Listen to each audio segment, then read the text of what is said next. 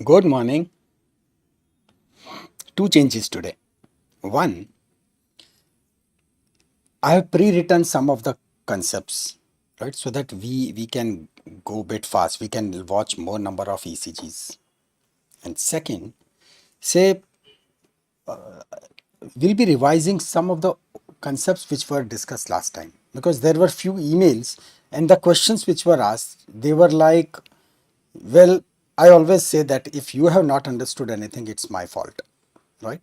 So that's why I would try to simplify some of those important concepts which we'll be using today for the axis deviation or for the enlargement of the ventricles or that is atria and the hypertrophy of ventricles. So many concepts. So that's why we'll be revising some of the previous concepts bit fast, right? We'll be going relatively quite fast, but and then we'll be going ahead with the ECGs, right? Okay, so some of the things, yes, they are pre-written just to save time. All right, let's start. Right, so welcome to ECG part 2. But well, this would be the combination of part 1 and part 2. Both. Yeah, here it is, SA node, AV node, bundle of His and the Purkinje fibers, right? 1, 2, 3, 4. This is the first system, right? That is A. This is second system. This is B. This is third system C. This is Purkinje fibers D. And as we go from A to B to C to D, speed keeps on decreasing, right? Speed keeps on decreasing. So A is the fastest, that is SA node is the fastest. The thing to know about it is that the higher systems always resets the lower system. What exactly I mean by that? That when SA node fires, right, it is like AV node is also very interested in firing, right? This bundle of His is also interested in firing. Purkinje fibers also want to play their own tune. But the moment SA node fires, it tells, okay, all of you, cut, start from zero. Right, so once again they start all the way from zero. This is the reason that in case if SA node is not there, there is no one to reset AV node and AV node will continue this process. Right, though when we'll be learning about abnormalities in the conduction, we'll be talking about this concept in more detail. But this is like higher pacemaker or the faster pacemaker would reset the slower pacemakers. As we said, electric current is not seen, but effect of current on muscle is seen, and that's what we would like to watch. This is a very high speed thing. Repolarization, that is stage 4 minus 96. There is like from the gap junction, it is that calcium which enters, right? It enters, and then there is voltage gated sodium channels that leads to depolarization and it reaches to that peak. And then starts the initial repolarization in which that sodium channel stops and the potassiums that starts going out again. These are the voltage gated channels. At this particular point, it is the calcium voltage gated channels, they also open up. So now we have a plateau. The reason behind it is that electrically the number of ions which are going out and the number of ions which are coming in, they are same. So there is a plateau, and this is the important phase, and that's the contraction, right? That's where the contraction occurs. And now the relaxation starts, calcium stops, potassium channels, they are still open, and this calcium by ion pumps, that is pushed out, and that leads to relaxation, and finally we come back to the original state, right? So thus it keeps on moving. Phase 2. In phase 2, right, it is this phase 2, this small amount of calcium which has entered, it triggers the sarcoplasmic reticulum. Sarcoplasmic reticulum, which is like a storage of calcium, it releases large quantity of calcium, and that is called as the CICR, the concept of CICR, calcium induced calcium release, right? Small amount of calcium induces release of large amount of calcium, which leads to muscle contraction, right? Okay. When we talk about ECG, all we need to understand is that what we are watching, and today we'll be actually having this feel that yes, it is the summation of all electrical activity. What we watch is summation, total of all electrical activity. And very rightly, when last time when you said that it is way of looking at heart from various angles in multiple planes or like multicam, right? Multicam actions, right? That's what we'll see today, right? Oh yes, good morning. And this part too we know it very well, but still, say when this question was asked about that this positive and negative diffraction, very simple. Here it is. Say A, B, C. Say these are the electrodes, right? We have put 3 electrodes and this is the direction of current, right? This is the direction of current. Let's say if I connect at every point, right, the plotting. So over here for A current is going, right, so there would be the negative deflection, negative, right. For B things would be like for half the time current is coming, so positive, right, and then the current is going, so it would be negative, right. See, such type of waves, they are called as the biphasic waves. Biphasic, right? This would be absolutely important and very interesting when we'll be talking about atrial enlargement, right? So when we'll see that yes, if out of those 2 chambers only one chamber has enlarged, what will happen? It is at that point, right? There would be the biphasic P wave, but don't worry, it will come, and today only we'll be talking about it. So this is plus, this is minus, and for C all the way the current is coming only, so this would be the plus thing. So when I say deflection, positive or negative deflection, this is the meaning whether the current is coming or going, right? This is the whole idea. Okay, that's like a basic wave, right? That's like a basic wave. This is P, then this is say Q, R, S, T, and yes, there can be a U wave also, but right now we have not touched it. Otherwise, there can be a U wave over here, right? But it is a very small wave because of repolarization of those Purkinje fibers. But right now, don't worry about it. So let's remove this, right? When it will come, we'll talk about it. So this is the thing. So one, you know about now pacemakers, right? Pacemakers. There is no confusion in pacemakers. Second, we know it very well that the direction of current, right? When we say direction of current, that is what will lead to positive or negative deflection, right? Positive or negative deflection. And the third important thing which we must know, and that is the resultant vector. I was a bit surprised by so many questions on resultant vector. Okay, don't worry, this is how we understand, right? See, here is a stone, right? Here is a stone. You tie a string and one person will start pulling it on this side, right? Same stone, there is one more person, he ties it and he pulls it on that side. In which direction the stone would move? Well, stone will move in this direction, right?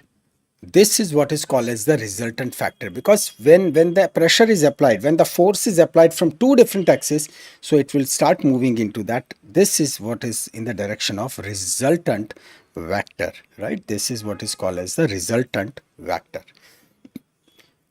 Vector is in specific direction. So this would be very important because today we'll be actually talking about it, right?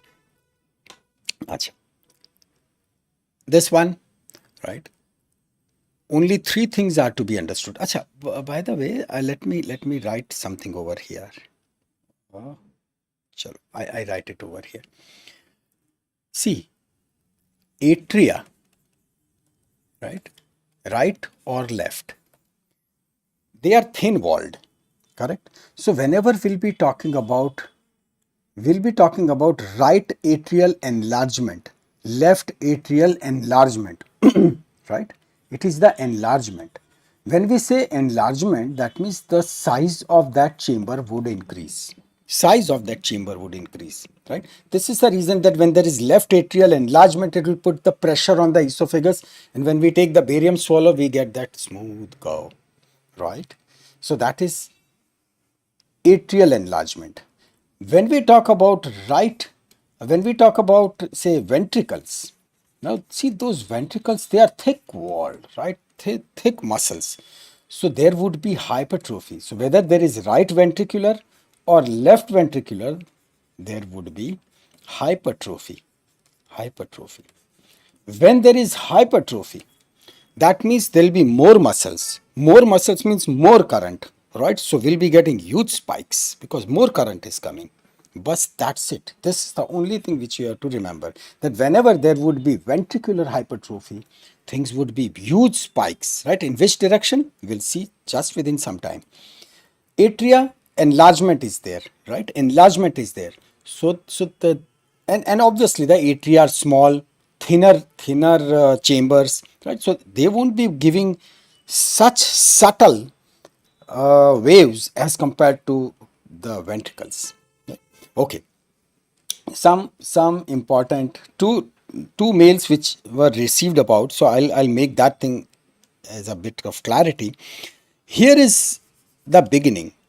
When it starts, right, we have to start at some point, right? We have to start at some point. So over here, when we say that, okay, heart is relaxed and those vena cavas, right, they are coming and they are putting the blood into the atria, right? So atria is filling. As it fills, now the SA node fires. When SA node fires, right, there was, we saw this we saw this. This is Bachmann's bundle. Bachmann's bundle, which is a special group of fibers from the SA node, that is our pacemaker, which is going for the left atrium. Obviously, over here for the right atrium, they go directly, right? So that is the Bachmann's bundle. So basically, both of them, they start contracting, right? When they contract, they will be generating, that is called as the atrial depolarization. And when we say depolarization, that means contraction, right? That means contraction. It contracts, generation of P wave, and now the atria, they are filling the ventricles. So this is the phase. This is the phase when there is, because of that AV node, that AV node which is slow. So it is sitting slowly. It is ready to get fire to bundle of his. So this is the phase when there would be filling, right? When there would be filling of ventricles, right? Filling of ventricles. You need to visualize these processes, because today only you will see that yes, what happens when there is some change in these timings, right? Because timings are crucial. That much time is needed to fill. Once it fills, ventricular depolarization, just now we said depolarization means contraction. So it is during this phase there would be the contraction, right? And there is contraction and the blood is pushed out, right? This is where the blood is pushed out, right? Blood is pushed out. And then ventricles, they start relaxing. Repolarization is relaxing. So it starts relaxing, right? And then there comes on the top over here when the atria are filling, and then once again the P wave process starts and the cycle keeps on getting repeated, right?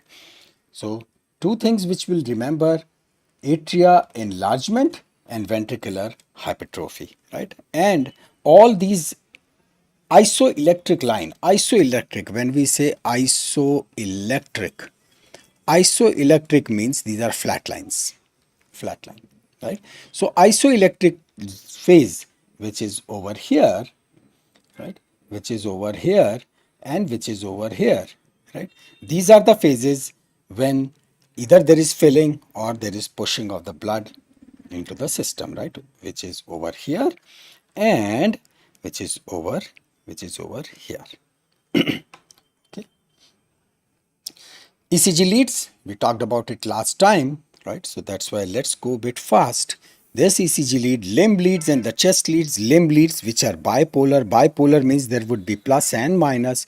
Unipolar leads in which there is only one sensor, right? And rest of the things, they are considered as ground, and that's how we use it. These are 1, 2 and 3, right? 1, 2 and 3 bipolar leads.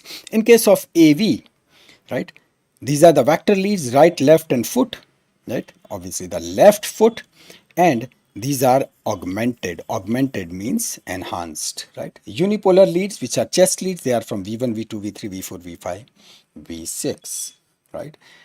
Over here, the augmented concept, right? Augmented, one simple thing. Augmented means, just remember, it is enhanced. Okay, enhanced. And why it has to be enhanced? Simply for better representation, right? For better representation on same ECG paper, right? Same ECG strip.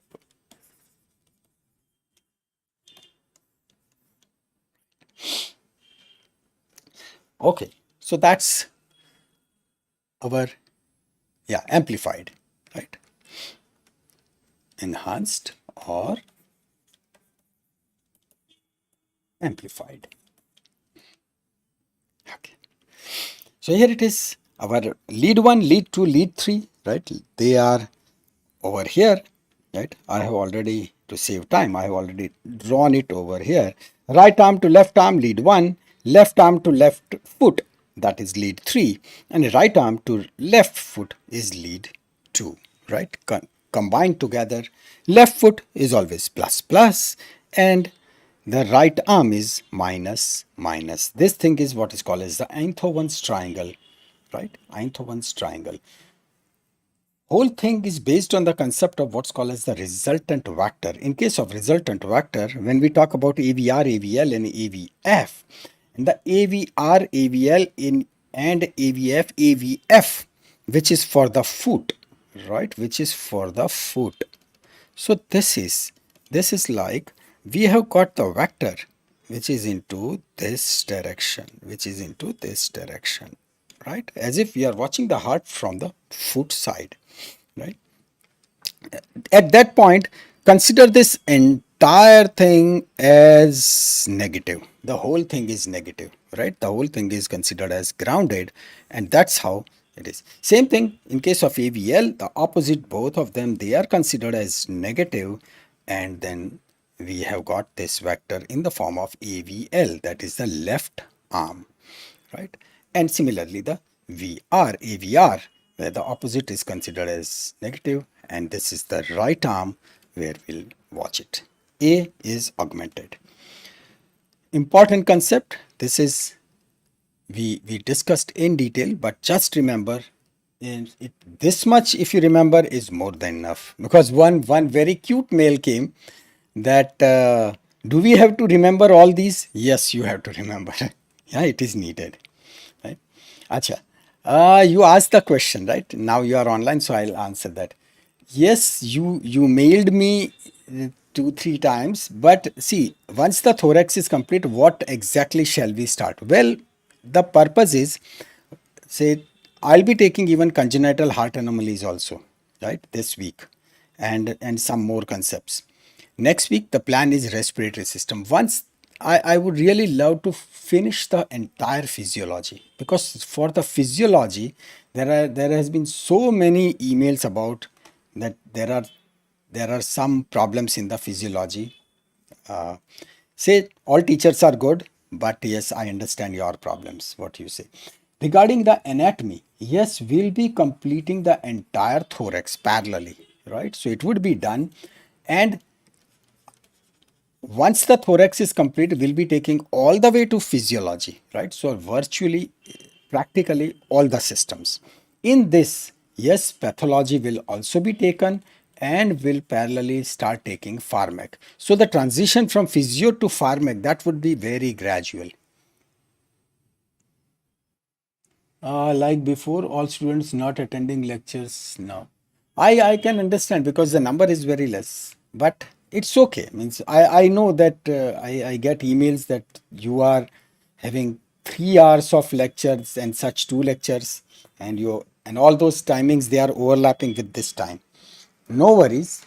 Even if you are watching the recorded one, still it is fine. You can always send an email for any of the clarity, right? But yes, I understand. And say sometimes when you ask some questions, now Evening would be difficult. Evening would be difficult because truly speaking, even my energy level dips down, right? In the morning part, it is very good. So let's say, I think Saturday, Sunday, you don't have lectures, right? Saturday, Sunday is holiday. So if it is like that, so at least you can attend the Saturday part. Chalo, we'll see. Coming back to this, right? Remember this one, right? Yes, you have to remember this. So 1, 2, and 3, right? Uh, yes. But I'll let you know. I'll let you know. So here it is. Say, remember 1, 2, and 3. 1, 2, and 3, they are at the interval of, right? Now, if you don't remember anything else, chalega. But just remember, lead 1, lead 2, lead 3 are at the gap of 60 degrees. Bus. Right? Lead 1, lead 2, lead 3, they are at the gap of 60 degree. Right? So this is this is 60 degrees and this one is 60 degrees. Tick. And AVR, AVL and AVF, they are at the gap of 120 degrees. They are at the gap of 120 degrees. So over here, this one is 90 degree. So 90 plus 120, right? That comes to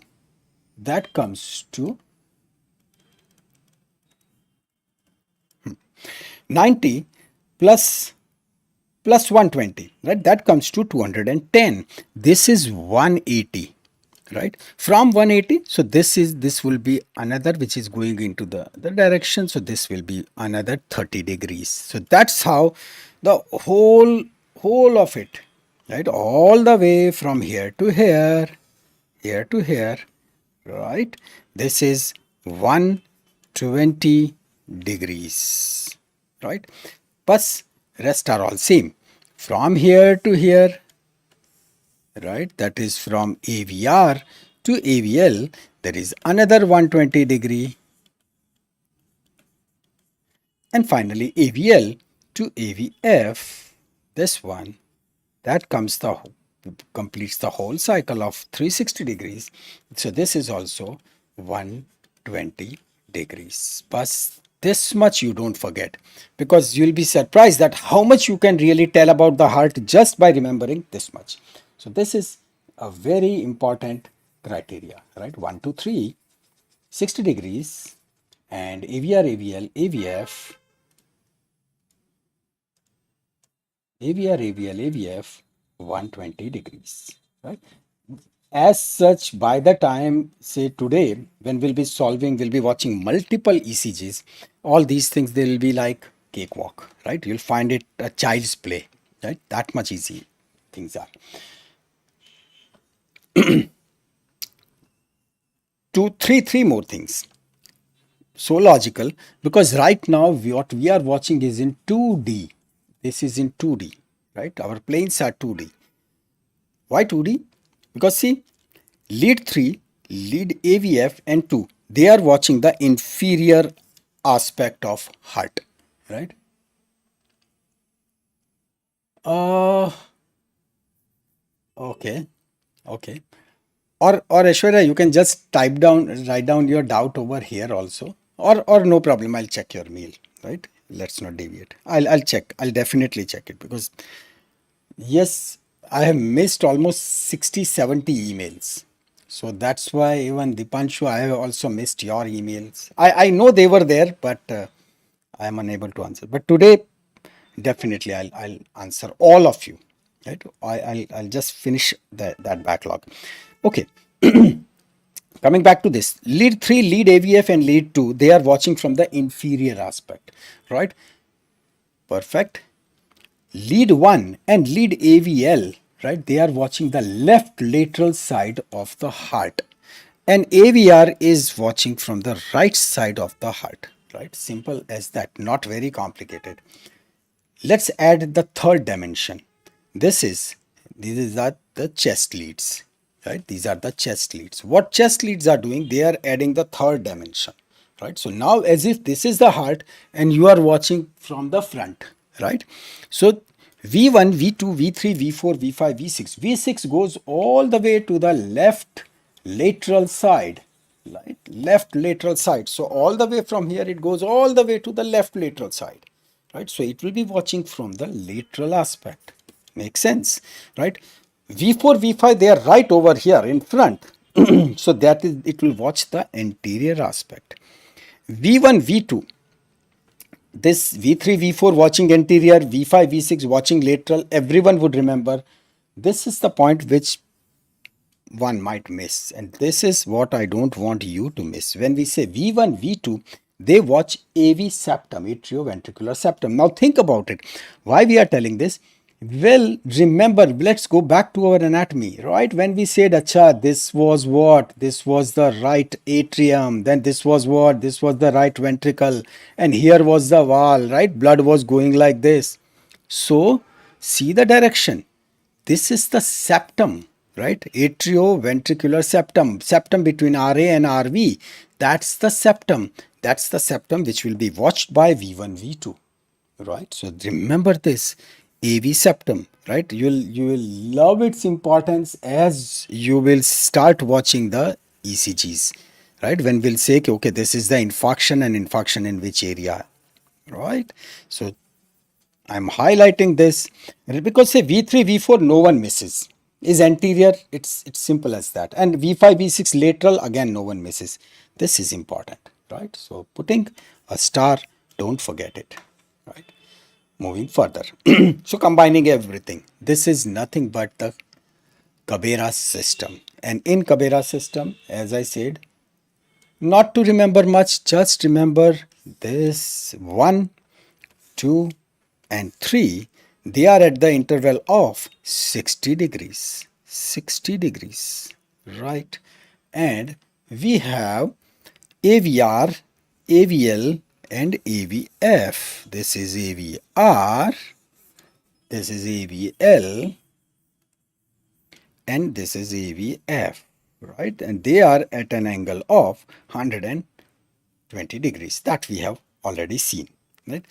Rest of the lines, they are the extensions of it, right? Rest of the lines, they are extensions. So what I mean by that is that if we say that this is, right, this is lead 1. So if you extend it on the other side, right, extend it on the other side, that will remain the lead 1 but in the reverse way, in the minus side, right? So see, when the current would be going, right, carefully, when the current would be going in this direction, so it will give us a positive deflection, correct? Positive deflection. But if we'll watch from this side, it will just show absolutely ulta, complete ulta, because it is just the reverse, right? It is the minus. So that's why I say the arrow is down, right?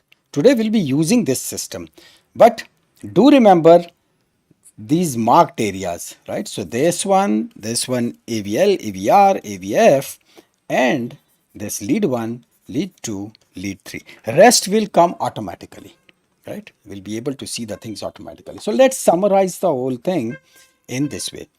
This is something which you can't afford to forget under any circumstances, because this is like a cheat box. This is like a cheat box. Think it like lead 1, because as I speak, you should be able to visualize. Lead 1, yes, absolutely on the lateral side. Lateral means left lateral, correct, left lateral. Done. 2 and 3, so they are just inferior. Yes, this is easy. 2 and 3, they are inferior. Absolutely. AVR, the only bichara right, which is on the right side, right? So right lateral, the only one available, right? Yes, that's right. We get a view of heart from 12 positions with 6 electrodes. True. So as such, there would be, say, these are the electrodes, right? 1, the total number of electrodes, they would be 9, because V1, V2, V3, V4, V5, V6, those 6, plus the things which we attach on right arm, say right arm, left arm and left foot. So total number are the electrodes, physical electrodes, right? Physical electrodes, they are 9. But from these 3 electrodes which we connect on arm, right arm, left arm and left foot, we make 6 leads out of it, right? We make these 6 positions out of it, and then we have got V1 to V6, V1 to V6. These are the physical 6, right? So total 6 plus 3, 9. So we get a complete view of heart from all different areas by total number of 9 physical electrodes, or 9 wires which are getting connected to the body. ठीक? V1 and V2 septal. That's what I said, right? That's what I said. That you do remember. Say this part, right? Very important. Baki to you are sharp enough. V3, V4 anterior and V5, V6. They are lateral, and obviously V5, V6, they are the left lateral. ठीक? Left lateral, left lateral. Done. Now, here is our first look at the ECG. As the ECG comes in your hand, if you don't follow a discipline, right, you'll be lost. Today only you'll get that feel just after 10 minutes. Because you'll feel like, यार बस शुरू कहाँ से करें? Right? So much of information. So what I'll be doing is, I'll be giving you a step by step, that as the ECG comes, whatever the ECG, even if it is showing, this is MI, myocardial infarction, agreed, your brain will process, but your brain will not miss anything if you follow a specific sequence, right? So never jump on the conclusion. Right? This is what I teach in IT, and this is what I teach in medical. In both of them, I always say never jump to the conclusion, I have got the finding, because that's the thing, that's the point where you will miss a major thing. Today only, right? I'll show you, I'll be showing you some of the ECGs, so that I'll try to trick you. Okay, here it is. First, let's see something which is completely normal. Let's take a black color. Okay, here we have, see, 1, 2, 3, right? See, this is what is written, right? This is not 2, right? It is just a line which is over here. Otherwise, this is lead 1, lead 2 and lead 3. These numbers are always written in, like, when the number is written, the lead below is that particular lead. Why it is important? Because sometimes you will be shown only a window like this, only this much is shown, right? So remember that when it is written over here AVR, so it means this one is AVR, AVL, AVF. Order is always in this fashion: 1, 2, 1, 2, 3, AVR, AVL, AVF, V1, V2, V3, V4, V5, V6. Every time it will go like this, this and this, right? So that's the pattern. Okay, next one, what you have to see is lead 2. Now let's focus on lead 2. Here is lead 2.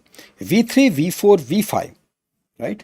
This one is V3, V4, V5. In all of them, can you watch the tall QRS? This is completely normal ECG. This is a normal ECG, right? Is a normal ECG. So on normal ECG, you are watching tall QRS into V3, V4, V5. Why so? Why? See, go back to this part. First one, V3, V4, V5, V3, V4, V5. What they are watching, the heart from anterior, right? This even V5 is slightly lateral, right? But still it is watching from quite in front. So the current which will be moving, right, that will be giving the entire power of all those ventricular musculature. So large amount of current will be coming. That's why QRS will be very prominent. Makes sense. Correct? It makes some complete sense that V3, V4, V5. How about 2? Well, 2 is what? Actually, if you see, actually, if I really draw it over here, and let me draw it with black color. I superimpose the heart and I put the heart would be put like this, right? See, this 2 is watching what? 2 is watching this entire apex, right? The complete full thickness of the muscle, right? It is 2 who is watching, right? So that's why we have got lead 2, lead AV, lead V3, V4, V5. That's in our menu for the tall QRS. AVR is reverse of 2. Same, let's go back to our system. Same thing. What 2 is watching? What 2 is watching over here, right? This 2. What 2 is watching, technically speaking, this AVR is just the reverse of it, right? As such, exact reverse would be here. True? That's right. Electric axis is near 2. That's right. Electric axis is near 2. Right? You are a good author.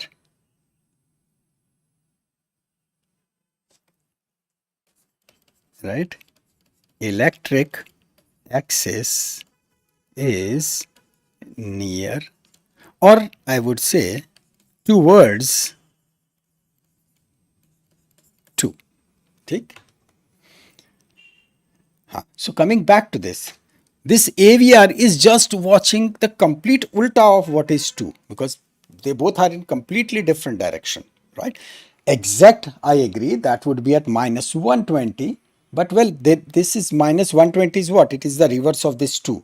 But when we want to compare, when we want to see this AVR and this 2, so they both are in reverse direction. So that's why R for reverse, right? Just easy to remember. R for reverse, and that is what we'll be watching. Correct? Next. So that is done. These are the 2 important findings which we'll remember at this point of time. We'll gradually keep on building up. The first thing first, as the ECG comes in your hand, first and foremost, you need to figure out that what is the heart rate, right? What is the heart rate? To figure out that what is the heart rate, let's see the ECG paper and let's zoom this paper, right? Let's zoom this paper. This ECG paper is a sort of paper in which there are multiple squares, right? There is a small square. There is a small square. There is a small square. See, small squares, right? And these small squares, they are comprising of one large square, right? So see, dark lines, this is a large square, and in this large square there are all small squares. ठीक?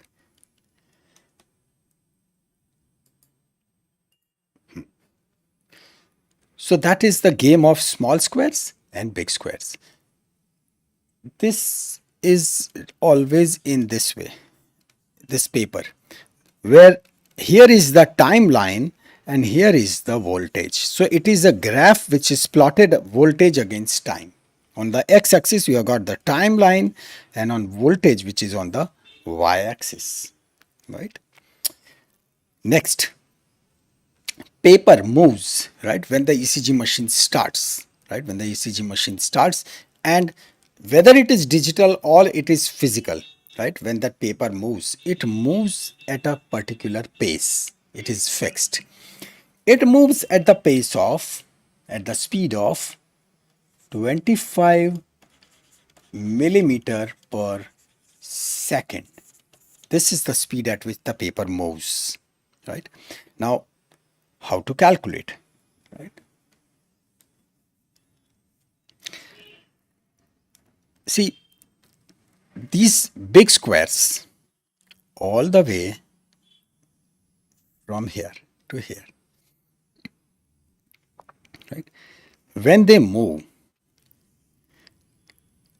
1 second, in 1 second, it will pass 5 big boxes. Right? I've already written it over here. So these are big boxes. This is one big box, this is second big box, this is third, this is fourth, this one is fifth. So 5 big boxes, they are moving every 1 second, right? 1 second, 2 second, 3 second, 5. That's how they'll go. So in 1 second, there would be 5 big boxes. When there are 5 big boxes, right? So one box would be how much? 1 divided by 5, that would be 0.2, right? 0.2 second, 0.2 second. 1 second, 1 second is equal to 1000 millisecond. So we can say it like that one big box, right? This one big box, when it moves, it will be moving at the pace of 200 milliseconds. And how many boxes there are into that big box? Because the one big box is consisting of 5 small boxes, right? So let's divide this 200 divided by 5, so that this comes to 40 millisecond. 40 millisecond is the time for one small box. Yes, we have to calculate all these things, right? So this is time when it goes on the horizontal axis, when it goes on the x-axis, when it goes on the y-axis. On the y-axis, this is the purpose, this one. The two big boxes, that is equivalent to 1 millivolt. 1 millivolt, right? So 1 volt is how much? 1 volt is 1000 millivolt. So now you can imagine that how sensitive the system must be, right? Because our electronic equipments, they work on say 220 volt, right? 440 volts. This is thousandth part of the volt we are talking about, right? So such very delicate things. So is this part very clear, right? Any doubt in this, right?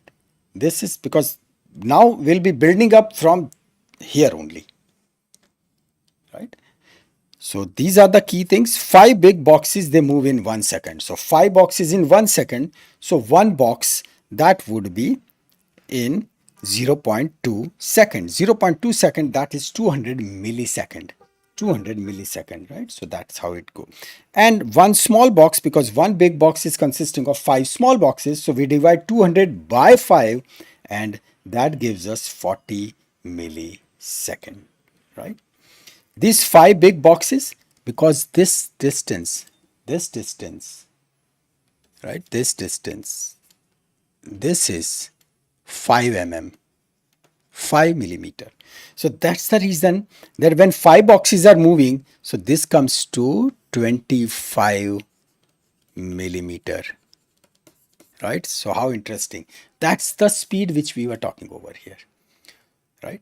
So in 1 second, when we say 25 millimeter per second, the paper is going. So technically speaking, 5 boxes, because every box is 5 mm, right? So that's how things go. This thing is crystal clear, right? We move on to, and in case of any doubt, just let me know, right? I'll repeat it. But otherwise, we move further, right? Maths. Simple, easy maths.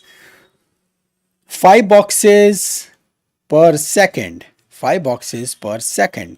So in 1 minute, simple multiplication, 60 into 5, that is 300 big boxes should move, right? So for heart rate, that what should be the heart rate?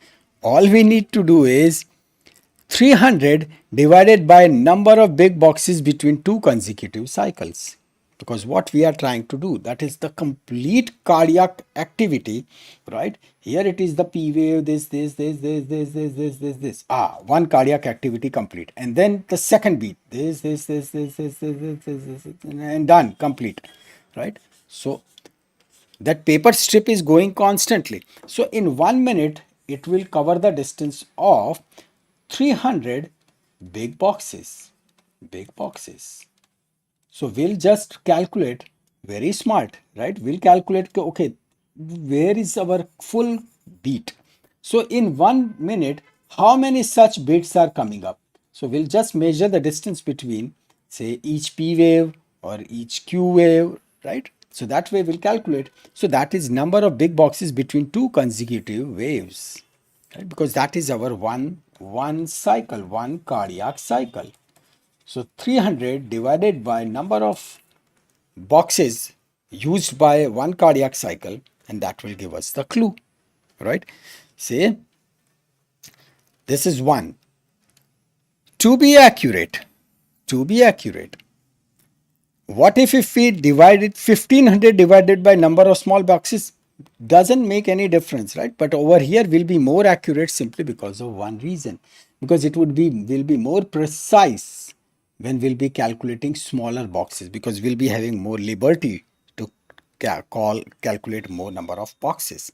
So because over here, if it is like 5 full boxes, right, and then slightly it is going on to the another box, but on the smaller one we'll be able to say it precisely 5 box, so that is 25, and one extra small box, so that is 26, right? So we'll see one example of it. But this part is good. 1500 divided by number of small boxes between two consecutive waves.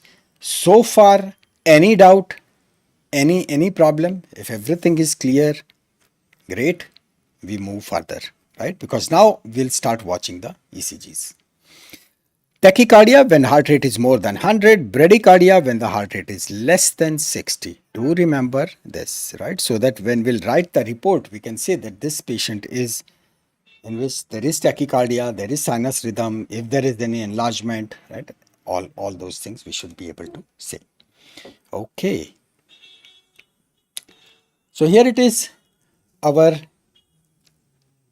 all-time great. This is our P wave, right? That's our Q wave.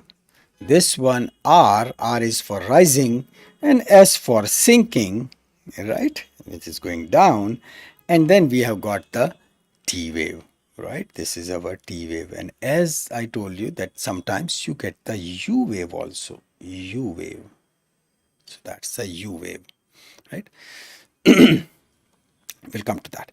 Starting with P, we know that this is atrial depolarization, right? That is atrial depolarization. This is where the P wave comes. And this means there is atrial contraction. Atrial contraction. Then there is a delay. In this delay, yes, we know that it is the filling phase, right? Ventricles, they are getting filled up. This is filling phase. This entire distance, all the way from the beginning of P all the way to this point, that is when the Q wave has started. That is the P wave plus delay. In simple words, P wave plus delay. This is called as the PR interval. Yeah, right. It is called as the PR interval. So truly speaking, I would really draw it like this. It is this distance. You might ask question that why not PQ, and this even it is before Q, right? But this is what is called as the PR interval. So PR interval. PR interval is P wave plus delay, right? So that is one.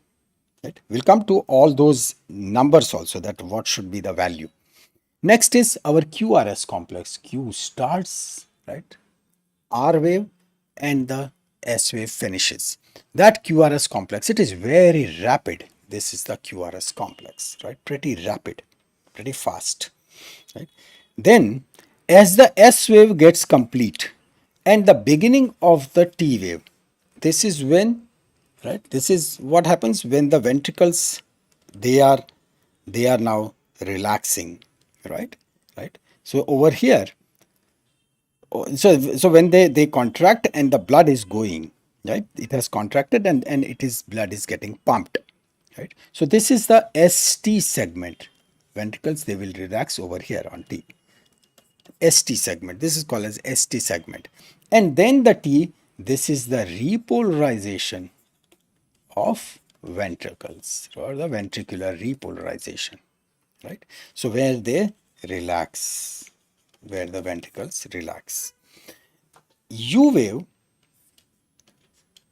not always present, but you can say that this is for the repolarization, right? In case if it comes in the viva, right? Repolarization of Purkinje fibers, right? It is for repolarization of Purkinje fibers, right? Present or absent, right? Sometimes it is there, sometimes not. So, but rest of the things, they are consistent. So we saw one, what is called as the PR interval, right? One is the PR interval. And then the second interval which we have to watch, that is QT interval, right? QT interval. So again, it is all the way from Q to the end of T. This is QT interval. Yeah. QT interval, right? So that one is, this is the second one, QT interval. And obviously this one is the QRS complex, right? So this much, and we are now ready.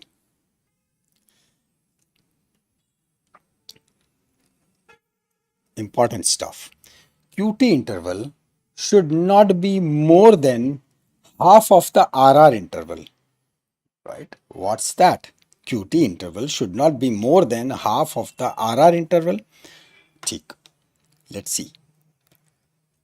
Let's see this. Here it is, right? This would be much better. QT interval should not be more than the RR. R is rising, so it is over here, it is over here, right? So it is this interval which is the RR interval, the interval between two consecutive R's. So that we measure, right? So this is like 1 and this is 2 and this is 3 big squares. So this is 5 3s are 15 plus 2 squares over here, 1 square over 15. So roughly about say 18, right? 18. So this 18 is RR, right? And then what's asked, what said?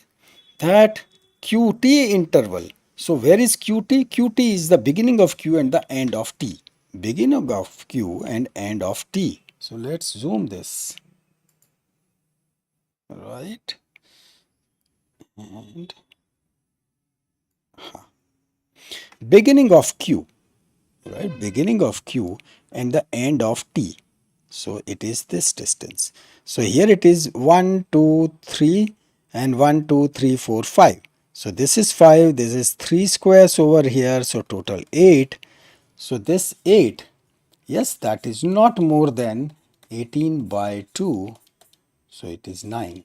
That's the whole meaning. That's the whole meaning, right? This is like we have calculated bit roughly, but again, it will be either equal or less than.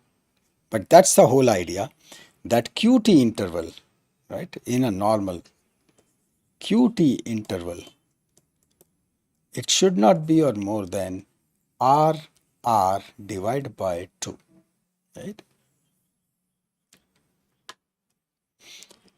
The second important piece of information,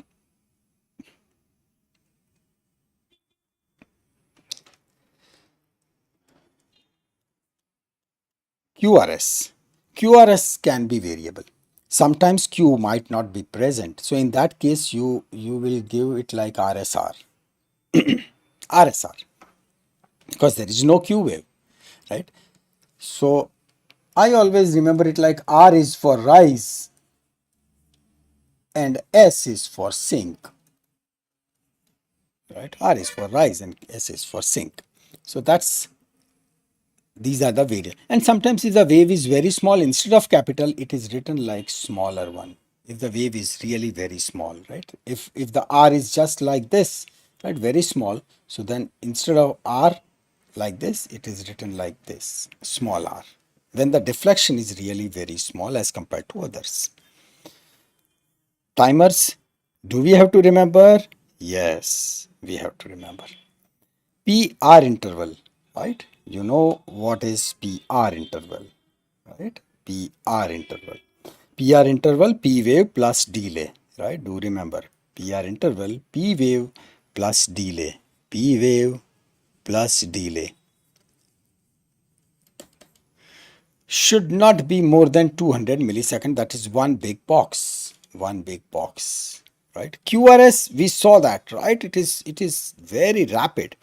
So it should not be more than 120 millisecond. 120 millisecond, that means what? 40 millisecond is one small box, right? 40 millisecond is one small box, because our one full box was 200 millisecond. Five such full boxes, that was making 1 second. That is the rate at which the paper is moving, right? So even if the heart beats at 72, imagine within 1 second we are getting more than one full cycle, right? Cardiac cycle. So here it is, QRS should not be more than 120 millisecond. That means three small box, right? QTC is QT interval, but this is corrected, right? This is corrected. Why it has to be like that? QT interval, where right now just look at the formula. We won't be discussing much till we reach to that level. But this correction is needed when there is tachycardia, when the heart goes really fast. When the heart is going fast, or when the patient is in syncope, or patient is on QT prolonging medicines, right? This is something which we'll talk in detail as we'll reach to that level. So at that point, we just can't measure directly. We have to use what is called as the Besset's formula. Besset's formula, not very complicated, but it is just written like QTC. QTC means you have calculated it. So normal QT interval divided by square root of RR, and you'll find that it will come to that corrected value. Well, what would happen if QRS is more than three small boxes, or when the PR interval decreases? All those things, right? We'll see it in abnormality. First, just learn the normal things, right? Then we'll be going for the abnormality, because in abnormality there are so many things, right? So that's why I told you that we'll be going very systematically. Syncope is fainting. That's right. Syncope is fainting. Syncope is fainting.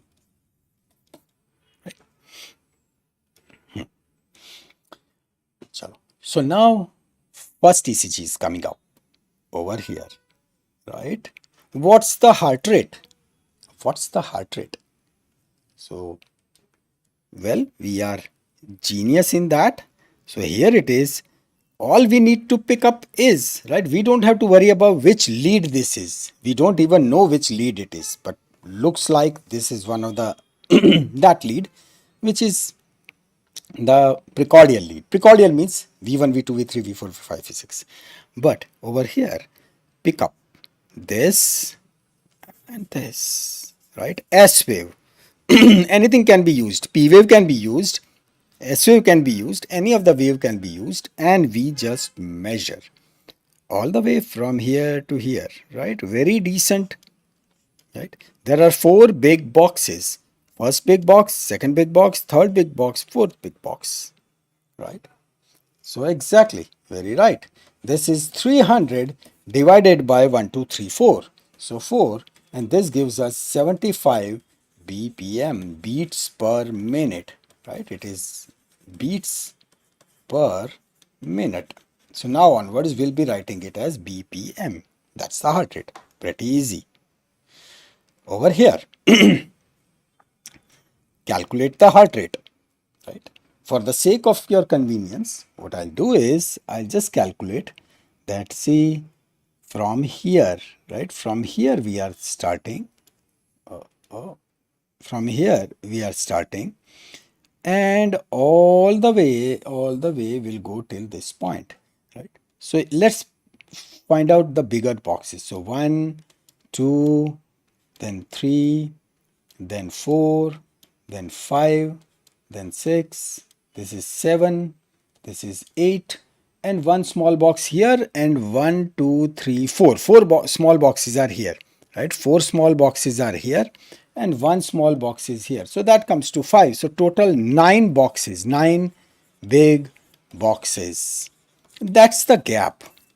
9 big boxes, right?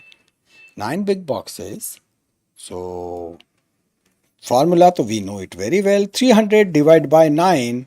So that comes to roughly, right? 9 threes are 27, and another 3s are 27, another 3s are 27. So this will be 33.3333. Correct? So roughly let's put it 33 or 34. 34. Isn't it less? Isn't the patient on bradycardia? There will be 5 boxes. Huh? Right? There will be 5 boxes. That's right. 5 small box in one big box. We are calculating bigger boxes. See? I'll just zoom it. See? These are 1, 2, 3, 4, 5. These are the 5 small boxes. Right? That's why I said that for any doubt, just ask immediately. These are the 5 small boxes. Small boxes. In one big box. In one big box. And we have got such 9 big boxes, right? Well, it can be athlete's bradycardia, but well, he was like a normal person. He was not an athlete. He was to bichara bada seedha sada sa person, right? The thing is, by mistake, this is the problem of calibration. The paper speed was put on 50. Paper speed was put on 50 because in ECG machines sometimes you really want to expand the ECG so that you can watch the some very delicate waves. So at that point you want to run the whole thing fast. This is exactly like a slow motion, right? When you shoot something on a high frame rate, right? So that you can frame by frame you can advance, exactly like that runouts, right? They say okay, take 1 frame back, 1 frame forward, and then they say okay, show me the split screen. So you are watching that player from the front foot, right, from the stump camera, and then you figure out that what exactly has happened at that microsecond. Same thing over here, right? This is like a mode which is not normally used, but somehow it was activated into this. So paper was moving at double the speed. So paper speed was 50 mm per second. This is the speed at which the paper was going. So obviously when the paper is going at a double pace, the heart rate would be half. So correct heart rate was 68-70, which is like completely normal patient, right? So he was normal, right? But the culprit was that setting, which was done by technician. This is a real case, right? So in which the technician ran the paper at a higher pace, right? So how to know this thing? So that's why there would be a calibrator. And now I'll show you that always watch this part. The beginning, this part. See this particular distance, right? And this particular distance. It has to be 1 box and 2 box. What I mean to say is 1 box and 2 box. So if it is 2 box, that means your ECG machine is recording exactly 1 millivolt very properly. And when it is just 1 box, that means it's moving at a correct pace of 25 mm per second, right? So this is how you figure out. See, it is perfectly aligned. So in that case, right, where the heart rate was about 33, 34, right, this portion it must have been extended like this, right? There was no problem in the voltage, but there must be two boxes moving, and that's double the speed, right? So this is, you'll see now this in every ECG. Okay, moving further. So that's the heart rate. Over here, right? Heart rate, and very smartly, right? Immediately we jump that yes, now so it is interesting, and we calculate from here to here, right? It is almost 1, it is 2, it is 3. But well, is it exactly 3? And we say kare chalta hai, right? So this is slightly less than 3, but we consider 3. We consider 3, so we say 300 divided by 3, so that's why heart rate is 100. But honestly, it is not 3, right? So we go for smaller squares, right? We go for smaller squares. How many smaller squares? 5, 5 and 4 only, right? Over here the 1, 2, 3 and 4 only. So we have to divide it by 5 plus 5, 10 plus 4, 14, and it has to be divided by 1500, right? Because 300 big square is equal to 1500 small squares, because every big square, right, every big square is having 5 small squares. Good one. So 1500 divided by 4, and this thing would come somewhere around about 104, 105, right? Roughly 104, or you calculate it. But there would be a difference. This is the difference. This is the meaning that what I meant to say was, when we calculate small squares, we get more accurate values, right? We get more accurate values. 107. All right, I'll correct it. 107. So that's how, see the difference, right? 100 and 107. So that's the difference. This is how you run.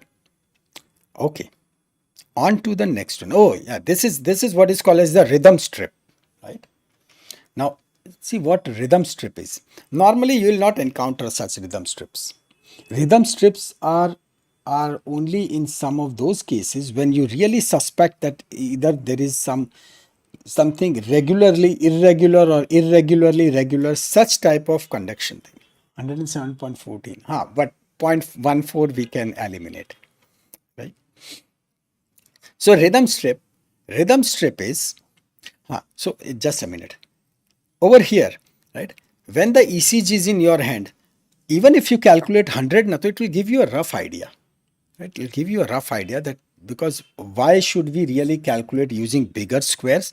Because it will give us a rough idea that what is the speed at which the heart is running, right? Then obviously while writing the report you can be more accurate, but otherwise for your first impression, it is like how quickly you can just have a look at the condition.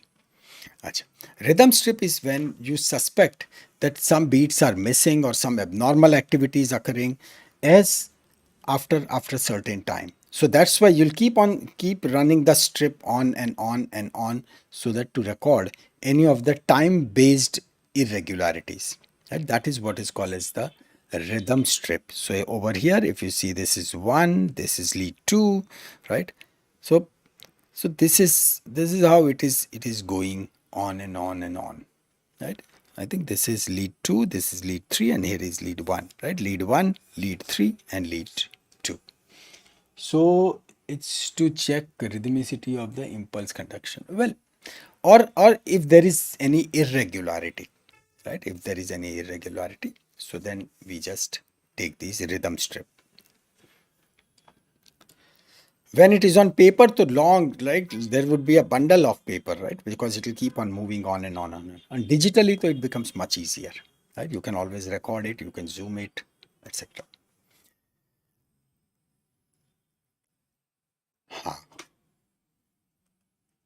Now here is our ECG. This is, remember one word, Whenever the ECG is normal, we'll write it like that this is a normal sinus rhythm. It is called as the normal sinus rhythm. Sinus rhythm means something which is generated by SA node, sinoatrial node. So it is called as sinus rhythm. Yes, it is fulfilling almost everything, right? See what we saw previously. V3, V4, V5, right? See V3, V4, V5 giving wonderful spikes, right? Big one, right? See R wave so big, R wave so big, R wave so big, and then rest are all getting subsided. This AVR is completely ulta off to, yes, it is, right? Completely reverse, and rest is all good. So this is a normal sinus rhythm. This is for our reference, right? Now let's see something more. So till this point, now at least you should be able to figure out the, the heart rate, right? Now next thing which is coming up is axis deviation.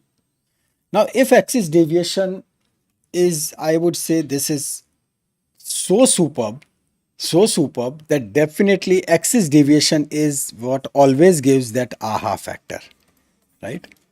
Once you will know this, and then I'll show you the ECG, and when you'll see, there is left axis deviation, right? You will feel so happy, right?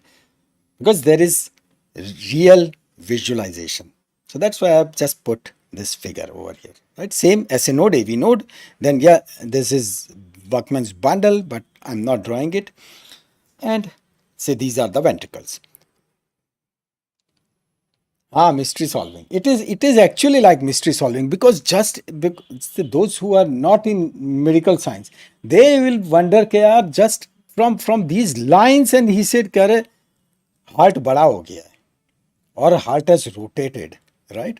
And people find it so difficult. Okay, how is it possible? But see, from sheer visualization, within next 5 to 7 minutes, you'll be able to answer this, and then we'll see number of examples. Right? First, I'll solve one or two, and then you solve it. Right? You'll really enjoy it. So here it is. You'll agree that over here it is right atrium, here there is left atrium, here there is right ventricle, and here there is left ventricle. Remember, left ventricle, I have put thicker musculature, right? So just keep an eye on that, right? Right ventricle relatively thin, and right and left atria, so they are very thin. Fine. On this is a normal axis. This is a normal electrical axis which is towards which lead, right? You only said just before, it's written over there also on the on the chat, right? It is towards lead 2, right? It is towards lead 2, right? So this normal axis is towards lead 2 bus. That's right. Bus, if you remember this much, you are ready for that mystery solving, right? So just for the sake of convenience, we just draw like this. This is lead 1. If I have to draw lead 2, so I'll be drawing it like this, and lead 3, I'll be drawing it like this. Bus. This is 2, this is 3, and the distance between both of them, that is 60 degrees and 60 degrees. Okay, lead 1, lead 2, and lead 3. The next question is that when we talk about axis deviation means this is the normal heart, right? This normal axis,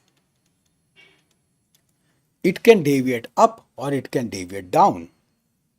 So why should it deviate? First of all, why should it deviate?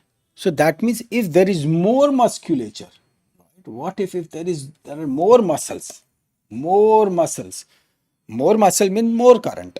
More current means this axis would be deviated like this, right? It will be deviated like this, because this normal axis is what? It is like joint operation of right ventricle and the left ventricle. Right ventricle is trying to pull it on its own side, left ventricle is trying to pull it on its own side. But left ventricle is bigger, so that's a bit of dadagiri, and it is going towards the left ventricle. So, but when the left ventricle hypertrophy is there, when the left ventricle becomes sumo, so obviously bichara right ventricle, so he is patla sa, right? So he'll say, ha, ja, right? So he'll let that axis go, and that is what we'll say, that this axis is moving towards the left hand side, and it is left axis deviation. Left axis deviation, right? Okay. I'm removing this because we'll be coming back and we'll be watching examples also. So far things are easy. Let's add something more to this. Now this, yeah. See, this is axis of depolarization, right? Axis of depolarization. So this is our axis of dipole. So when we say axis of depolarization, which right means atria or ventricle? It has to be ventricle, right? Because they are the bigger one, they are the bigger chambers, they are responsible for moving of the heart from on the left side or the right side. So obviously this is axis of ventricular depolarization. We are not writing ventricles, but it is self-explanatory, right? It is ventricular depolarization. So we'll be focusing on which wave? We'll be focusing on QRS. Easy. QRS, right? Now we are plotting everything. So here is our graph, which is telling that this is 1, this one is 2, this one is 3, and they are at a 60 degrees. The normal heart, it has to be in this area. It has to be in this area. True? It has to be in that area. Am I right? Because this is our 2, all-time favorite 2.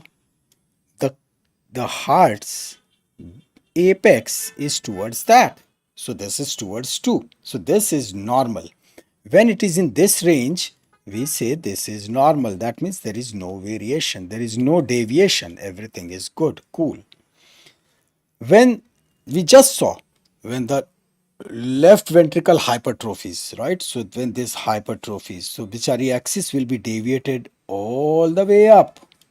So that is when we'll say that there is LVH, right? Or the left axis deviation. From this point onwards, we'll write it as LAD, left axis deviation. So this could be because of LVH, left ventricular hypertrophy, right? Makes sense, right? Quite logical. Similarly, if the heart is going on opposite side, right? If the heart is going, if the axis is getting shifted on this side, that is right hand side, so we'll call it right axis deviation, right? No big rocket science, and we'll call it RAD, right axis deviation, and this could be because of right ventricular hypertrophy. So far so good, right? Not at all difficult to understand. In a game of tug of war, right? In, tug of war, when they pull from both the parties, they try to pull from both their respective ends. Either one party, one group is strong and it pulls all the way, right? So that is one, when that central ribbon, it goes on one side, or the opposite party is so weak, right? And this one, with normal force only, he pulls it. You got my point? The thing is that when we say left ventricular hypertrophy, so either left ventricle has become sumo, dada, or bichara apna right ventricle is weak, right? He is bichara very weak. So weak is what? Right ventricular myocardial infarction. So when there is myocardial infarction, right, when there is heart attack, and part of the muscle which has been devoid of blood supply and it has died, so now there won't be any current into it, right, because dead tissue is not holding any current. So obviously there would be decrease in the current on the right ventricle. Left ventricle has got normal current, but still it will pull up on its own side. So now, so that's why we never jump on that conclusion. Correct, left axis deviation means left ventricular hypertrophy. No, no, no, no. Wait. You need to see the signals for myocardial infarction also. And that's what we'll see today. That when we'll see the case of myocardial infarction, we'll also see whether there is any deviation of the axis, and we'll find that yes, there is deviation. But that's why we have to watch for infarction. Is there, right?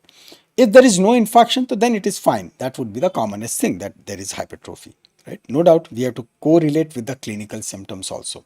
But say this is how we got. It can also be bundle branch block. Will come to bundle branch block, etc. Right bundle, right, RBB and LBB, right? We'll come to that. So that's why I was telling, right? We'll keep on building step by step. And same way on the opposite side, when we have RVH, so this is when the LV has become weak, right? So left ventricular MI, myocardial infarction, so he has become weak and there is right axis deviation. This tells us that we need to figure out a method how to do it. And for that, yes, that's what we are coming to. Right, Aishwarya. Now the procedure starts, because first you should know that what is this deviation. This is, and over here this is lead 1, right? And on this side it is positive. On the opposite side this is negative. So can I draw and say like this, that this is negative and this side is positive. Theek? Yeah, it is game of deflections now, right? So this side is positive, this side is negative. With reference to lead 1, right? This is for lead 1 only, right? So here it is, this portion, this side is all plus and this side is minus. Theek? So that is minus. I'll just put it plus and minus. Now if you are dividing the whole thing into 4 quadrants, so then we can elaborate it a bit like this: plus, plus, and minus, right? So this is plus, this is plus, this one is minus, this one is minus with respect to lead 1, right? Makes sense. Let's see from one more perspective. This time we would like to see this AV. So this is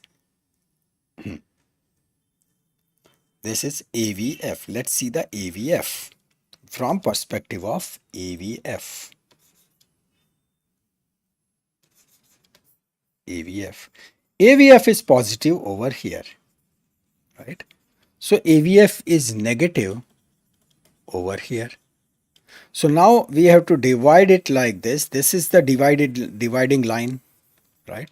So everything which is present over here, this is positive, and everything which is present over here is negative. Theek?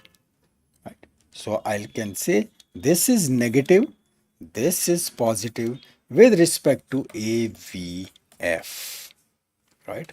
Drawing it like this, I would say 4 quadrants, So these four quadrants, this one is negative and this one below is positive, right?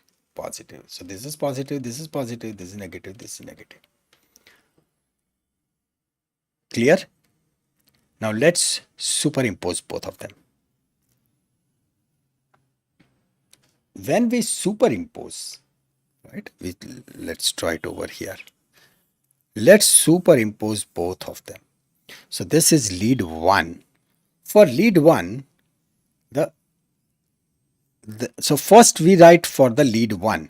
So this is plus, this is plus, this one minus, this one minus. ठीक? And then we write for AV foot, right? So for AV foot, this is plus, correct? This one is plus, this is minus, this is minus. Got this? So our normal zone is this is our normal zone. This portion is left axis deviation, and over here this zone is right axis deviation. If you ask what about this particular zone, this is the extreme case, right? This is the extreme case. Now let's put this thing a bit more systematically, and over here this is what we watch. Simple, right? So that's the plus, this one is plus. So this one is, first plus is for lead 1 and second plus is for lead AVF. So this is normal, right? Happy, clearly understood. This is plus for lead 1, yes, because right side everything is plus, and this is minus, that is for AVF. Again we have seen the difference, right? So this is left axis deviation or LAD, yes, good one. And similarly this is RAD, right axis deviation, where this one is lead 1 and this one is AVF, and similarly both minus, right? 1 and AVF, extreme right axis deviation, and this is surely very, very rare, right? Very rare. When we say plus, the positive deflection, minus negative deflection, right? Simple. Okay, now here is another cheat code, right? This is the cheat code, but instead of trying to cram that what it is, we'll understand it in a very smart way and see what happens. Here it is. This is the ECG, and we are supposed to say whether there is any axis deviation or not, right? I'm straight away taking you to the procedure how to calculate it, and then we'll see the theory part, right? Because over here nothing like practical. You'll see it once and you'll remember. So two leads which we'll be talking about, right? Two leads, lead 1 and lead AVF. What we'll watch? We'll watch QRS. Why QRS? Because QRS is representing ventricular depolarization, and it is the thick, big muscle. Right? Okay. So lead 1. Where is lead 1? Here is lead 1. Lead 1 QRS is plus or minus? Yeah, it is definitely plus. Definitely plus.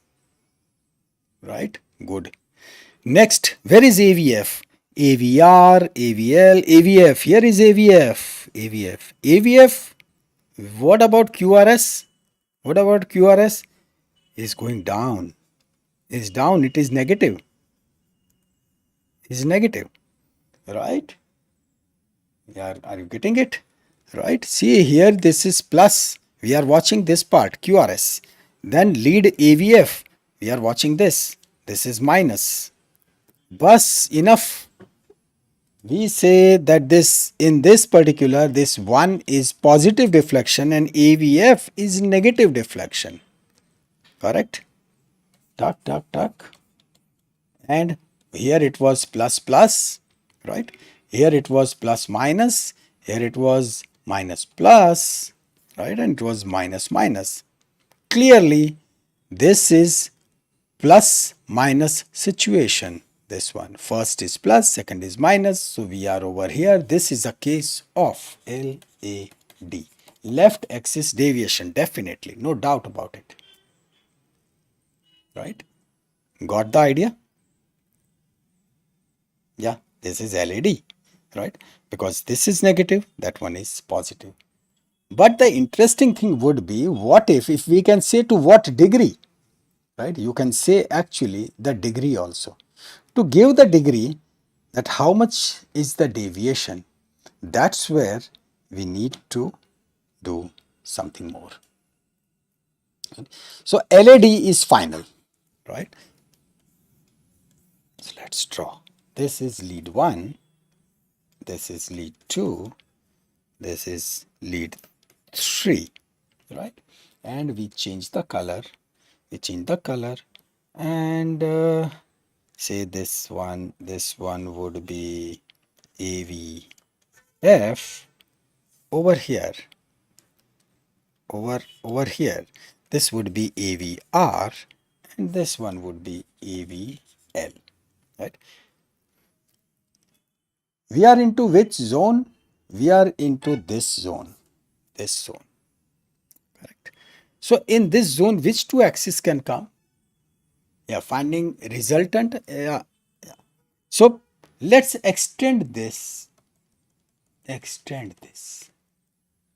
right? So it means in our zone, that is in the zone of left axis deviation, we have got two leads which are into our zone, right? Two leads which are into our zone, that is AVL and lead number 3, right? Right. It is 3 because the direction is obviously ulta, but that axis would come. That's why this Kabera system, that was so wonderful. So we have, this would be AVF, correct? But the reverse of it. No worries. We have lead 3, and just within 2 minutes you will come to know that why it won't matter whether it is the minus side or plus side, right? It won't matter. Acha. So lead 3 and AVL, they are into our zone. So we have to really figure out that the heart which has been shifted, which has been deviated, it has deviated up to this level or it has deviated all the way up to this level, right? How much it is? AVL is at minus 30 degrees.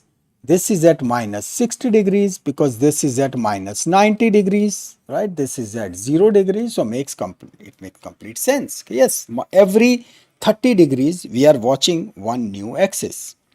Theek, right? Because this is 60, this is 60 degrees. But when we drip this AVR, so AVR will be right in the middle. So this would be like 30 degrees. This would be another 30 degrees, right? And here is the AVR, but minus of AVR, right? Because AVR is as such plus of AVR, so is over here. That's where it is watching. So these are the axes. So it means when it is left axis deviation, we are dealing with AVR and lead 3.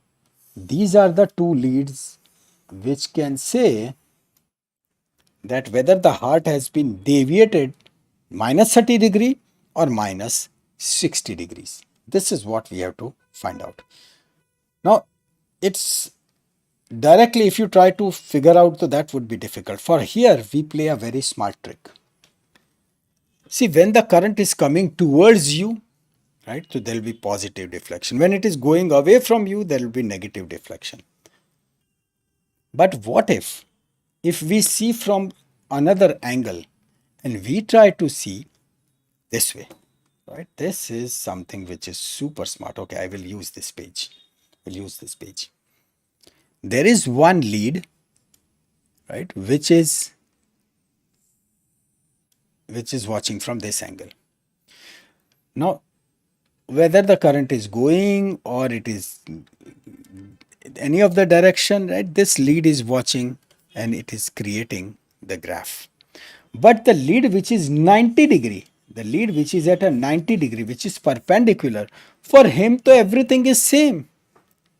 He is just watching that, okay, it is going, right? Even though things are going like this, but for this something which is at 90 degree, 90 degree, the lead at perpendicular, or the perpendicular lead will watch this activity as isoelectric, right? This perpendicular will watch it as isoelectric, right? Because say anything which is going towards or this, but when you are watching from 90 degrees, so it will look same. But this is what we really want, that if the heart is enlarged in this way, so the lead which will be at 90 degree, right, it will watch that yes, things are absolutely same, it is isoelectric. Why not the another lead? Because then there would be a vector which will come, the resultant vector would come, it would deviate slightly up or slightly down. But a full thickness heart and someone who is watching at 90 degree, for him up and down they will be completely same, because it is watching at exactly 90 degree, right? So then find out that for this AVL who is at 90 degree. For AVL 90 degree is this, So for AVL 90 degree is lead 2. Similarly for this 3, for 3 who is at 90 degree? Well, for 3 this is at 90 degree, right? Because see, this is 60 degree, this is 30 degree, so that is 90 degree. So AVR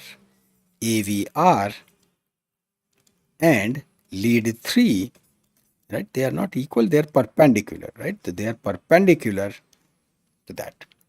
And what about lead 1? Lead 1, that is so crystal clear, right? Lead 1 is this, right? Lead 1 is this. So lead 1 is perpendicular to AVF. What we do is, see, this is vital, because it will, within seconds you will be able to say that what degree the deviation is, right? So for that we remember it like this, that for AVF, F for first, right? So this is lead 1. So when these are for all AVs, so AV first is perpendicular to lead 1. And again L is LEFT, less alphabets, right? So a smaller number. RIGHT, more alphabets, so bigger number. Done.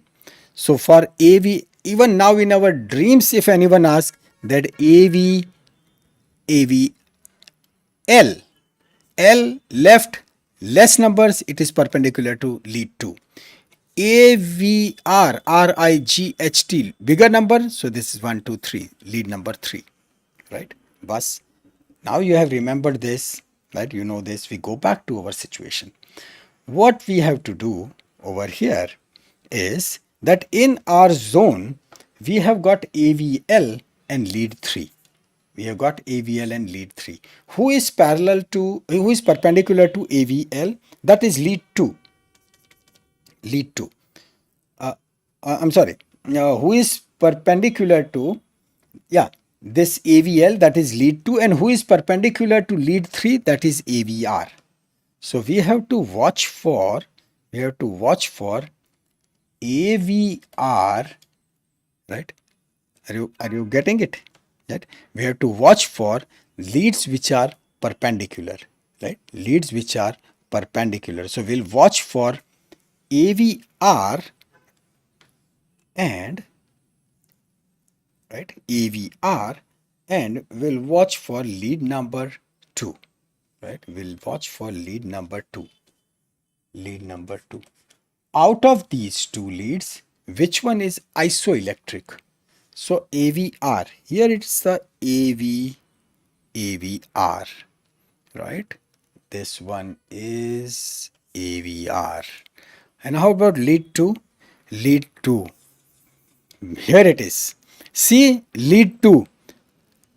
जितना plus उतना minus almost almost right plus minus this is isoelectric while in case of AVR no definitely minus right no way it is isoelectric this is more isoelectric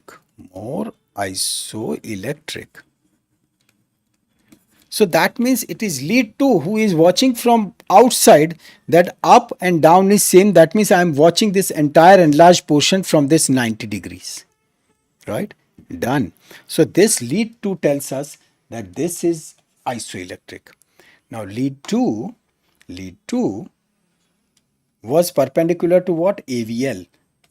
This is minus 30 degrees left axis deviation.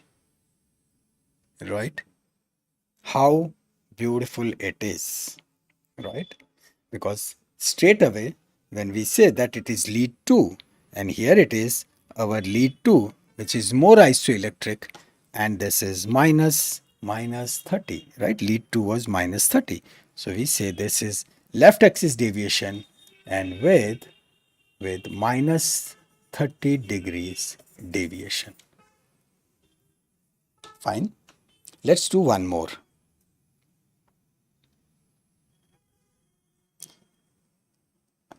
So this is what it means. We saw about left axis deviation, right? Left axis deviation. We solved this part.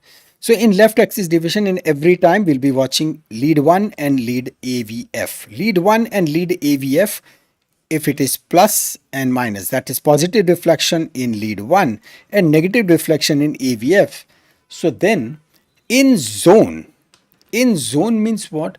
That is in our that quadrant, right? In our that quadrant, which leads will be there? Well, in our zone there would be lead 2, right? In over here, right, there would be lead 2 and who else? That one which will be coming down, right? So over here, say left axis deviation is over here, right? This one is our zone. This one is our zone. Or let's try it slightly bigger. Bus, right? So this one is our zone of left axis deviation. So in left axis deviation, this one would be 3, right? And that 3 would be projecting over here, right? And obviously our standard AVL, that would be over here.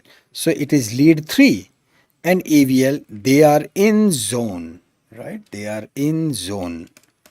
In zone, we have got 3 and AVL. 3 bigger number. So for 3, who will be its 90 degree? 3 is AVR, bigger number, so this one. And AVL, L is the smaller number, so that is number 2. So this is this. So it means we'll be watching for 2 and lead 2 and AVR. Who is isoelectric? This is what is called as the isoelectric. Jitna plus, utna minus. That is isoelectric. And whosoever out of these two, whosoever is there, in our case it was lead 2, which was more or less like this, and while the AVR was like this, right? So we selected this. So our deviation is minus 30 degrees. Right, left axis deviation minus 30 just from these lines. Similarly, say when it is normal, right, when it is normal, so normal means this would be our zone, plus that would be our zone, right? Every time we'll be watching lead 1 and AVF only, right? So when it is like this, who will be falling into our zone? In our zone it will be lead 2, right? Our standard first class, right? This is lead 1, lead 2 and the beautiful lead 3, they are there. So this is lead 2. You check who is isoelectric precisely, but which lead, right? You have to just check 2 leads which are isoelectric and it will give you the variation, right? And over here, which lead is over here? Well, that lead would be all the way which is going over there. That is the AVR, correct? So in our zone, I call this as in zone. In zone, we have got lead 2 and AVR. Now, who is perpendicular to these leads? AVR, smaller number, larger number, RIGST, bigger number, so 3. So here is, it will go over there. Lead 2, smaller, so it will go over here. And in the normal one, we'll just see that who is isoelectric, whosoever is isoelectric, that will tell that heart is normal axis, but it is at 30 degree or at 60 degrees, right? Let's see one more. And same thing will happen for RAD, right axis deviation, right? Let's see some more. Okay, okay, this is interesting. So as per our standard pattern, right, let's take a red pen and we watch lead 1. Lead 1 is here.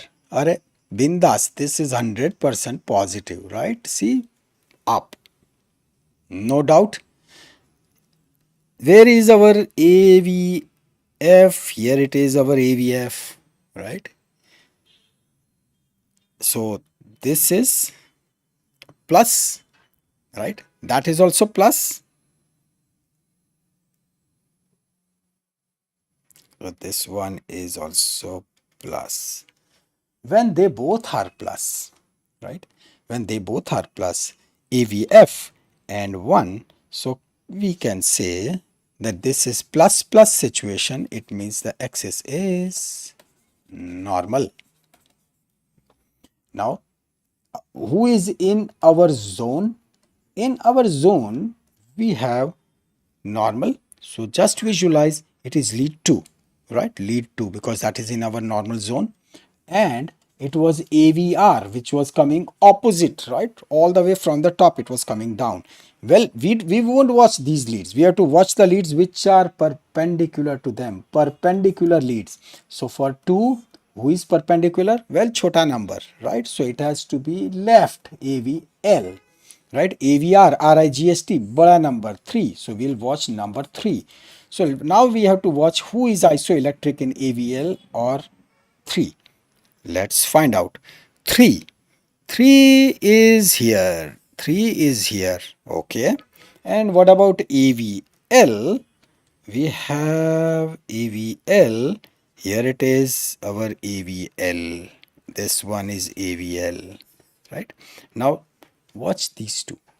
Out of these two, say if we have to select in which lead there is more variation, AVL, right? Minus is jarasa and plus is boom, such big.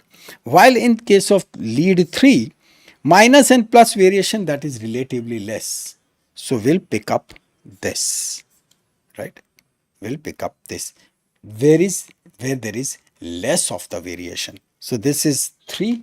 If we say 3, so this is what we say, this is isoelectric, right? And when we say that this is isoelectric, so that means our AVR, right? AVR over here, this is at 30 degrees, right? AVR is at 30 degrees. So we have got a normal heart which is with 30-degree position, right? Interesting, right? Oh, it took so much of time.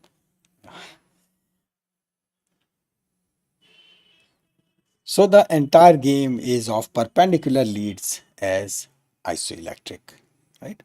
What we now do is, right, because there is lots and lots of ground to cover, right? There is precordial. Okay, chalo. Let's take one more ECG, right, before completing today, and then we'll be proceeding for further new things in our next session.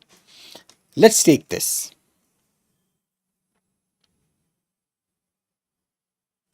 Okay. Like our normal pattern, right? We take lead 1 and we take lead AVF. Chalo, you guys tell me, right?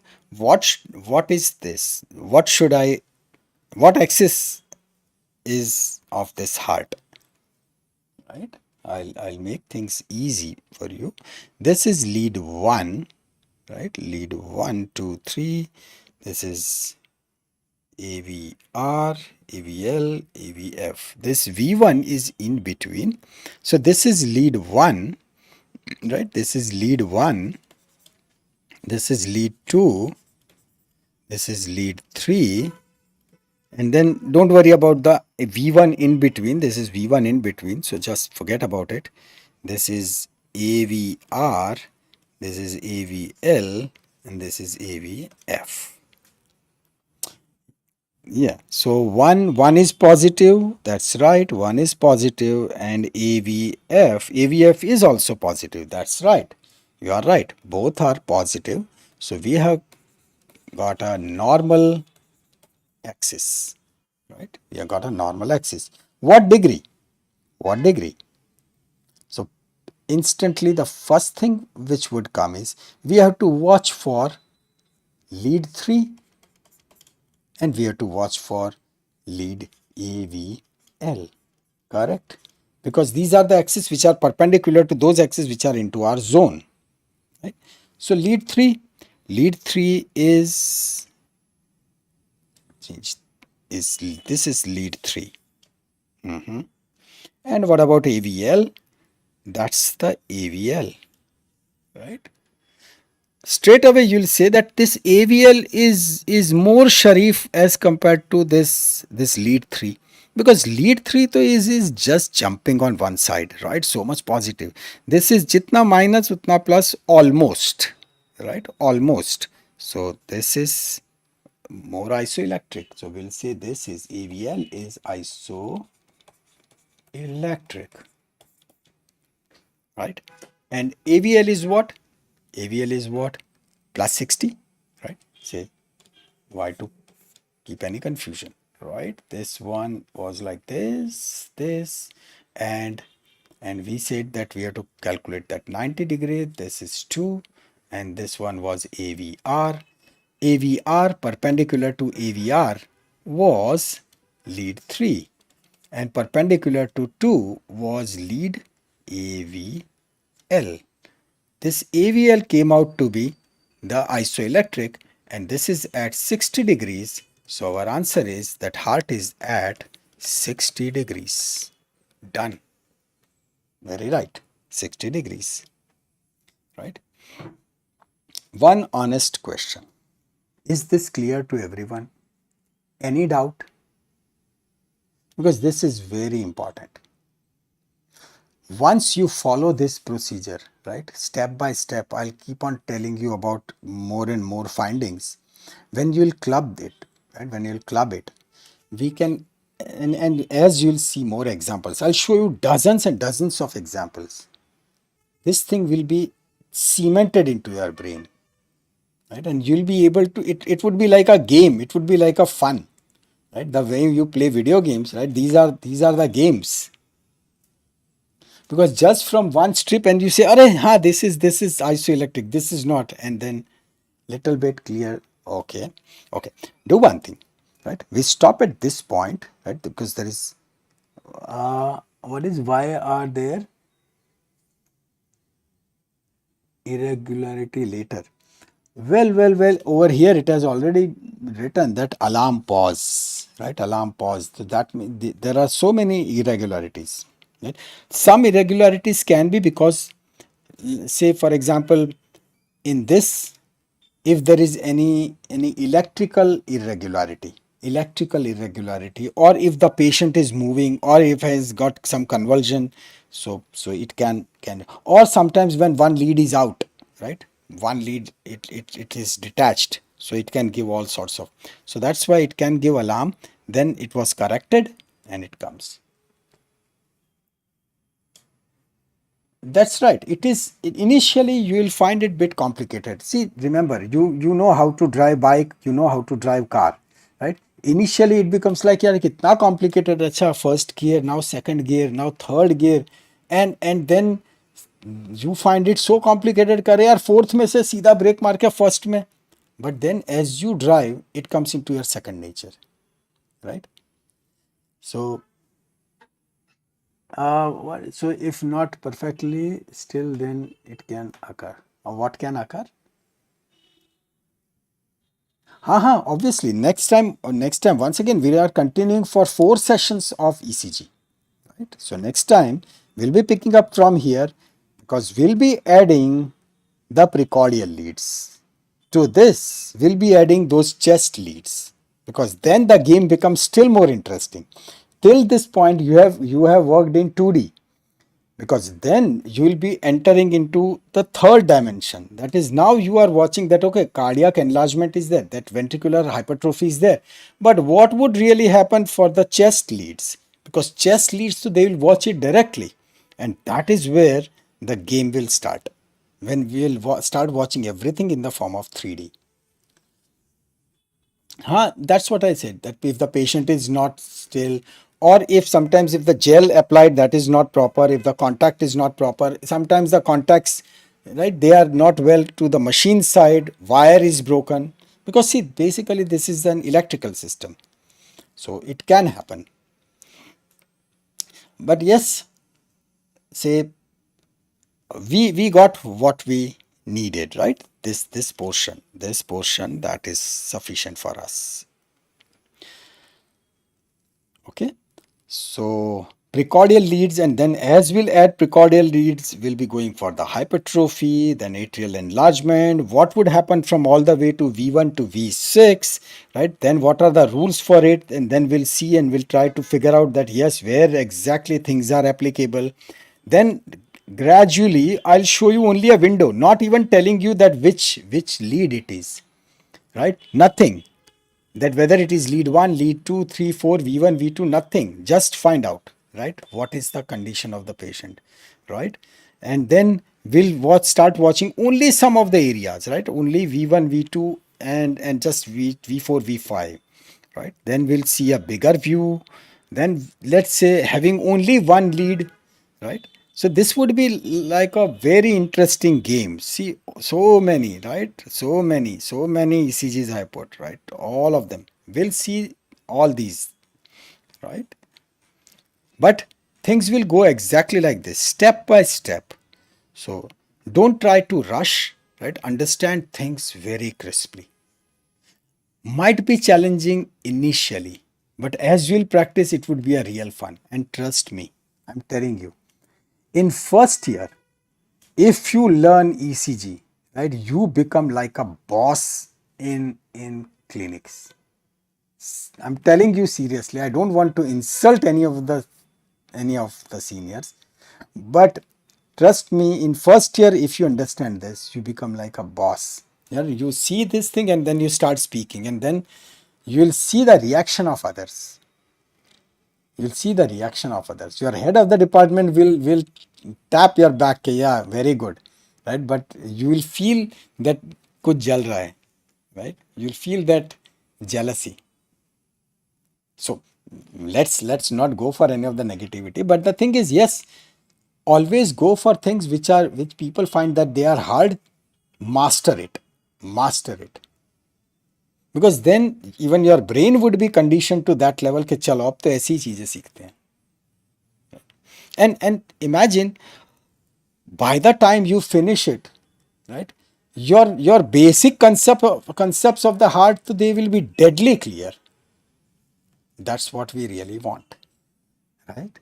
So see you day after tomorrow. Spend good time, right? Last time I just missed to put that file, right? It was my mistake. So I put that file. Watch that file also. Watch this file also. And I'll be putting very soon one more file in which there would be only ECGs, right? No description, nothing, one after the other, right? There'll be lots and lots of ECGs.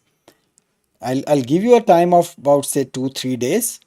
You solve all of them, and then we'll solve them, right? We'll solve all of them. I'll about 25, 30, 40 ECGs. That's what I said, na? Sinda, that's what I said. I'll be putting those practice ECGs. That's what I said. That in that file there would be only ECGs which will be for your practice. Right? So we just stop at this point. Thank you so much. Right. Right. Writing thank you small, but writing it from heart. So thank you so much. And we meet very soon, day after tomorrow, and we'll proceed with the next one. Thank you and bye bye.